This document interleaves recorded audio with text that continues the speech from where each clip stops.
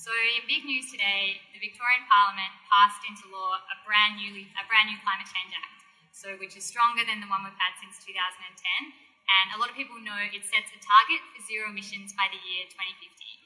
But there's a lot of detail in here, so I just wanted to go into that a little bit and explain why this framework piece of legislation actually sets us up to fully decarbonise Victoria. So first up, I love the preamble. It says, the Parliament of Victoria recognises on behalf of the people of Victoria that the international community has reached agreement to hold global average temperatures to well below 2 degrees Celsius. What a bold vision.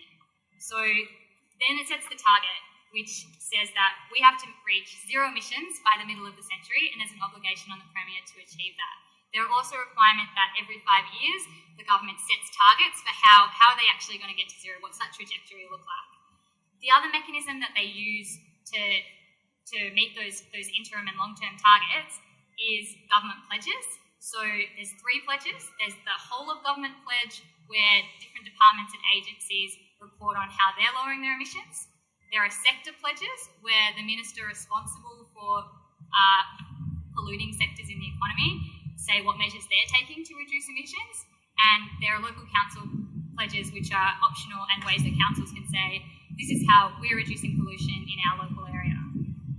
As well as pledges, there's also adaptation plans, which are requirements for the government to say what they're doing to prepare for the impacts of climate change and to make Victoria more resilient.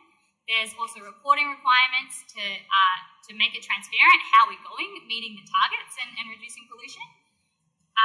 Another key part that I'm really impressed by are the decision-making and guiding principles. So there's a requirement that when government makes any decision, they have to endeavour to consider climate change and actually think about how are we going to govern Victoria and meet our targets of zero emissions by the year 2050.